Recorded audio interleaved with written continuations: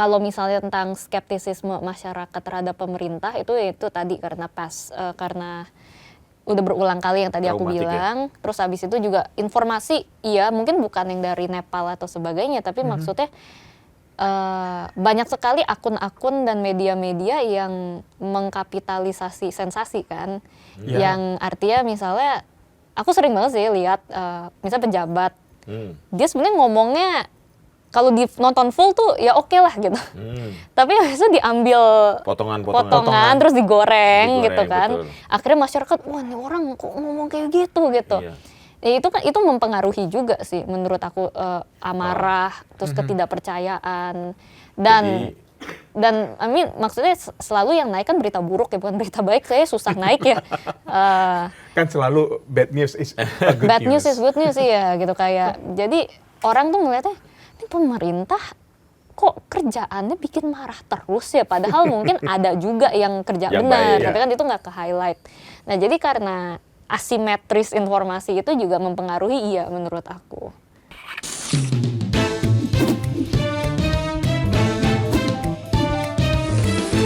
To the point aja.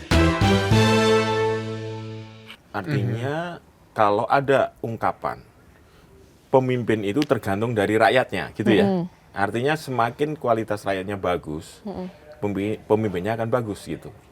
Kira-kira begitu nggak? Menurut aku untuk to a certain extent ada bener ya, yang dimana pemimpin adalah cerminan mayoritas masyarakat ya. Mayoritas, betul. Iya. Mungkin nggak masyarakat semua ya. Iya, mayoritas saja. Mayoritas menurut aku iya, karena ya pemimpin kan nggak tiba-tiba datang dari luar angkasa juga ya. Betul, ya. Mereka kan tumbuh besar, diedukasi, diajarin, menginternalisasi norma-normanya di negara yang sama seperti kita gitu kan. Dan habis itu mereka juga dipilih gitu. Jadi ya menurut aku pemimpin to certain extent cerminan mayoritas masyarakatnya itu benar. Dan masyarakat itu adalah cerminan apa yang dilanggengkan pemimpinnya juga gitu. Jadi dua sisi ya, Iya kan, yang saling berkaitan ya, feedback iya, ya, ada proses ya itu ya. Saya pemimpin juga dia kan melanggengkan atau menginsentifkan beberapa hal di masyarakat gitu kan, yang ada yang secara intensional, ada yang secara nggak sengaja gitu. Jadi bisa itu cerminan kebalikannya juga. Jadi nggak cuman pemimpin tuh cerminan masyarakat, enggak, tapi masyarakat juga cerminan pemimpinnya juga menurut aku. Tapi ada pemimpin yang senang dengan masyarakatnya yang tidak kritis. Nah ya itu artinya kan cerminan. Iya kan, cerminan itu kan. Iya, artinya apa kan?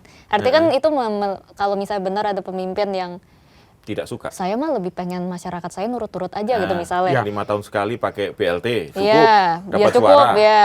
Kan? Nah itu kan artinya kita bisa ketahuan ya, dia value-nya sebagai seseorang pemimpin itu seperti apa. Berarti levelnya masih rendah lah ya. Ya, aku nggak mau kategori rendah sedang tinggi ya, tapi artinya kan dia pengen memimpin untuk apa gitu? Apakah untuk beneran memimpin dan menyejahterakan masyarakat seperti janji-janjinya? Apa ada motivasi terselubung gitu kan? Iya. Itu kan terlihat lah gitu. Betul. Menurut aku. Tapi itu kan sering dimanfaatkan karena kita bicara tadi mayoritas. Berarti kan ada mayoritas, ada minoritas. Nah ini kan yang sering dimanfaatkan melakukan perpecahan di antara generasi-generasi, ya kalau kita bicara ke depan itu adalah generasi muda, yang dikonflikkan dengan kepentingan. Oke. Nah, apa kalau menurut Mbak Abi yang menyebabkan terjadinya perpecahan itu? Umpamanya, kita tadi bicara soal ada persetujuan, katakanlah revisi KUHP ya. Oke.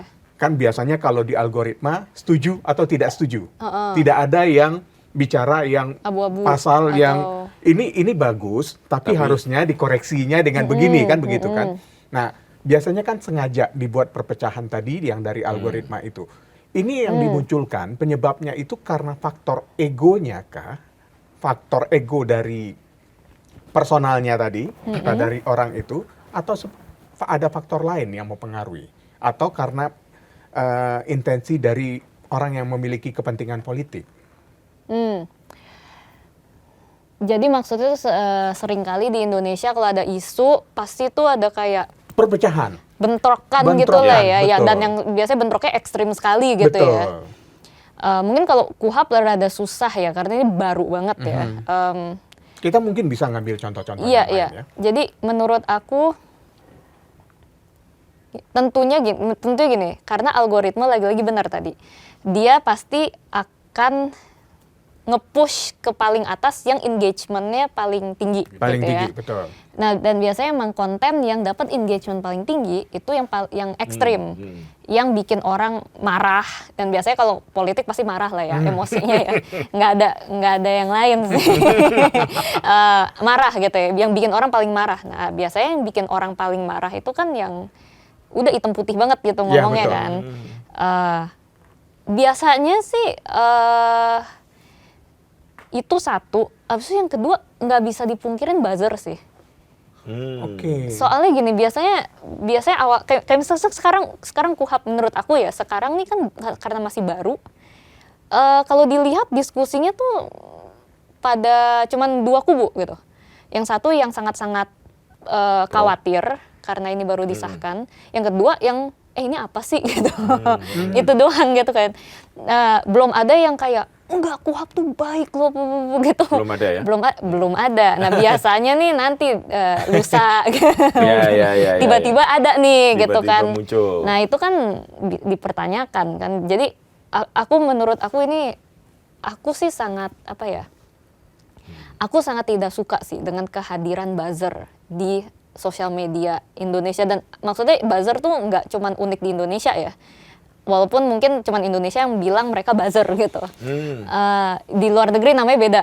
Beda Ada lagi. yang bilangnya cyber troops, ada yang Macam-macam bilangnya lah. apalah gitu. Cuman di Indonesia buzzer. Cuman buzzer ini memperkeruh sekali sih Mas. Yang dimana karena orang Indonesia tuh udah terlalu kelewat curiga ya sama buzzer.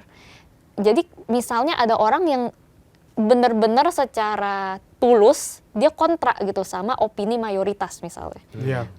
Atau dia mendukung pemerintah karena dia punya alasannya sendiri yang mungkin bahkan valid gitu. Langsung dituduh dia, diam aja lu buzzer gitu kan. Iya. Jadi, nah itu sangat-sangat mematikan dialog sehat. Oke. Karena orang udah terlalu curiga buzzer gitu. Misalnya ada yang enggak kok menurut saya beberapa programnya Pak Prabowo tuh sebenarnya bagus loh kalau misalnya dijalankannya tepat. Misalnya ada yang komen gitu. Langsung ya? Oh udah diam aja deh buzzer 02 gitu kan. Iya. Itu kan padahal itu mematikan Betul. dialog gitu ya. Dialog. Kenapa? Ya karena kondisi sosial media yang udah toksik yang dibikin sama ya buzzer-buzzer yang emang sering di-hire ini gitu. Orang-orang jadi kelewat curiga satu sama lain nih, kita udah nggak bisa saling percaya, dan karena udah nggak ada kepercayaan itu udah nggak bisa punya dialog sehat gitu. Atau kalau misalnya ada yang kontra gitu ya, misalnya kayak ini MBG nggak bagus nih, pas enggak, oh udah diem aja anak abah gitu kan.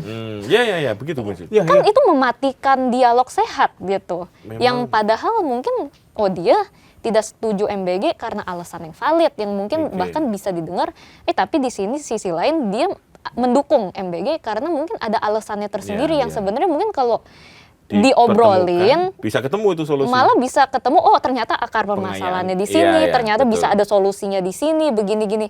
Tapi kan ini jadi orang udah kelewat curiga. Di Indonesia menurut aku buzzer itu salah satu yang paling memecahkan sih.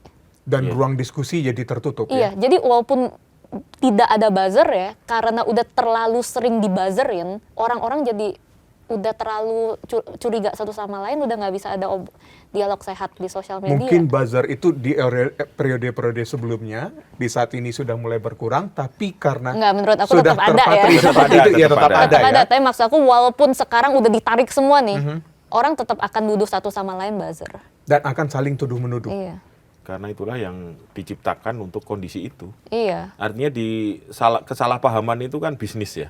Jadi kesalahpahaman Iya. itu bisnis yang menguntungkan siapapun lah yang bisa menggunakan itu. Iya, nah. Artinya sekarang orang berbeda pendapat itu sudah dianggap lawan, Iya. gitu kan? Iya kan? Padahal kan sebenarnya beda pendapat itu bagian dari ingin mendukung itu sebenarnya Iya, dalam betul. sisi lain. Dari Nah sisi benar, lain. kayak Iya. misalnya bisa Iya. jadi misalnya tadi lah MBG lagi gitu ya, bisa jadi si dua orang ini sebenarnya di Punya sisi yang tujuan yang sama. tujuannya Oke. sama, dia pengen anak Indonesia sehat misalnya Iya. gitu. Ya tapi yang satu mikir, kayaknya lebih baik kita anak Indonesia Sehat, bener dong ada beberapa yang Yeah. emang kurang menerima gizi. Jadi program MBG ini sebenarnya bagus Yeah. kalau dijalankan dengan tepat Yeah. gitu. Tapi yang di sisi lain nggak bisa, itu MBG banyak yang keracunan, itu terlalu beresiko. Nah Yeah. itu kan sebenarnya diskusi yang sehat menurut Padahal aku. kalau Iya. dipertemukan dua Mereka- diskusi ini, mereka maka sama-sama- mungkin akan mengerucut pada satu kesimpulan bahwa Solusi. kita membutuhkan ahli gizi, Nah iya bisa ahli lingkungan Quality gitu ya, ahli control. sanitasi, Iya. yang bukan seperti kata pimpinan Benar. wakil Iya, kita iya, iya. yang Iya. mengatakan tidak perlu ahli gizi. Nah Sebenarnya iya, bisa ada titik sebenarnya di temu sisi ya. yang sama mereka gitu. Tapi akhirnya jadi berantem karena udah diam aja deh buzzer. Tapi Iya. gini ya, mungkin ini juga mempengaruhi para pejabat publik kita ya. Ketika merespon satu fenomena di netizen lah ya, Ya. sering salah ngomong, bahkan Nah itu aku bingung sih kok bisa salah Nah, ngomongnya sesering itu gitu. Ya sesering itu, artinya mereka nggak paham juga gitu. Kira-kira gimana ya?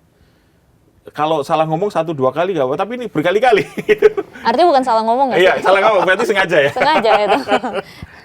Ya susah juga. Kadang-kadang kita juga bingung, ini pejabat publik tapi tidak bisa membedakan antara dia ngomong dengan siapa dan dia atributnya seperti apa gitu. Jadi kayak kelepasan atau gimana ya, tapi susah juga gitu. Iya kalau berkali-kali bukan kelepasan Nah, ya, makanya. sih menurut aku. Ya aku juga bingung sih, aku nggak ada jawaban lah kalau untuk itu. Nah, tapi Abigail gini, bagaimana jika sosial media itu diatur? Ada pendapat yang begitu kan, ada beberapa suara yang biar untuk mengurangi kalau menghilangkan sama sekali mungkin enggak ya, mengurangi orang-orang yang memang buzzer-buzzer tadi. Gitu. Nah ya tergantung cara diaturnya gimana Nah, sih. Ya itu makanya ini concern juga kan, ini kalau dibiarkan tidak dengan dialog juga nanti bahaya juga kan, gitu Iya, kan. Caranya gimana rada bingung juga. Ya aku. makanya misalnya ada ide misalnya satu orang satu akun. Satu orang satu akun. Yang harus terverifikasi lengkap dengan Ya. Susah itu Dan ya. nah, makanya ini. menurut kayak misalnya aku Anda nggak kan, bisa gitu ya. ya aku kan ada akun pribadi, Iya, ada akun ada kelompok. akun Warisan Indonesia, Nah, itu habis makanya. ada Malakabuk sama segala. Gimana dong? Iya. Iya. Ya mungkin secara pemikiran tapi mungkin perlu dipikirkan lagi bagaimana ngaturnya. Iya.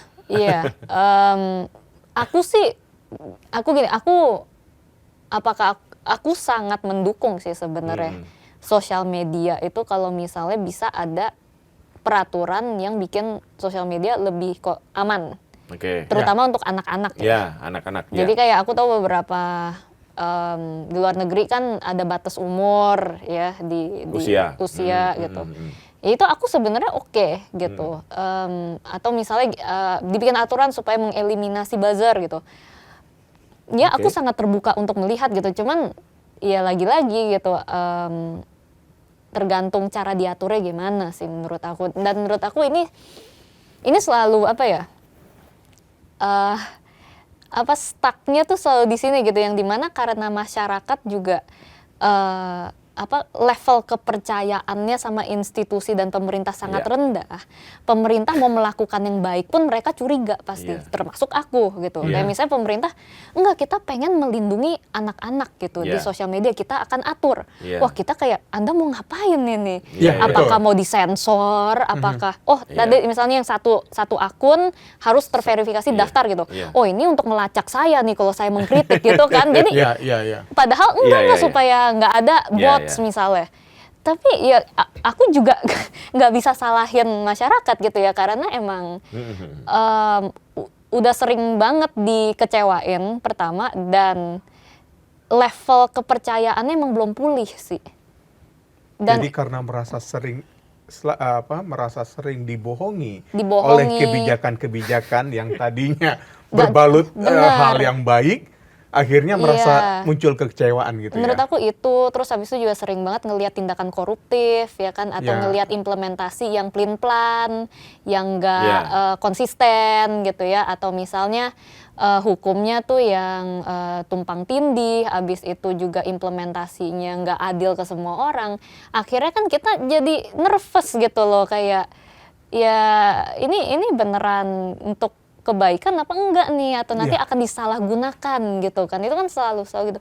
Dan itu makanya kan sebenarnya kalau di negara demokrasi, salah satu aset terbesar negara itu sebenarnya kepercayaan masyarakat Ya. terhadap institusi. Karena tanpa kepercayaan, pemerintah mau gerak apapun tuh akan susah. Dan ini yang kita lihat sekarang gitu kan. Menurut aku pemerintah bisa bikin RUU yang baik banget, masyarakat bisa tetap curiga sih, dan bahkan bisa tetap demo gitu. Karena ya Ya. curiga gitu, nggak percaya, dan menurut Tapi aku nggak bisa disalahin juga. Apakah kecurigaan itu juga dipengaruhi oleh informasi-informasi yang seperti yang terjadi di Oh iya. Nepal atau Sri Lanka gitu ya, yang mana anak Informasi. mudanya bergerak karena sosial media juga gitu, sehingga yang mulai membatasi adat perilaku koruptif tadi Mbak Abi sampaikan gitu. Akhirnya mereka sangat skeptis sekali terhadap itu. Aku kurang tahu ya, cuman maksud aku tuh kalau misalnya tentang skeptisisme masyarakat terhadap pemerintah itu tadi karena udah berulang kali yang tadi aku Traumatik ya. bilang. Terus habis itu juga informasi, iya mungkin bukan yang dari Nepal atau sebagainya, tapi maksudnya banyak sekali akun-akun dan media-media yang mengkapitalisasi sensasi kan, yang artinya misalnya aku sering banget sih lihat misalnya pejabat, dia sebenarnya ngomongnya kalau nonton full tuh ya oke lah gitu. Tapi habis itu diambil potongan terus digoreng gitu kan. Betul. Akhirnya masyarakat, wah ini orang kok ngomong kayak gitu. Iya. Ya, itu mempengaruhi juga sih menurut aku, amarah, terus ketidakpercayaan, dan I mean, maksudnya selalu yang naik kan berita buruk ya, bukan berita baik. Saya susah naik ya.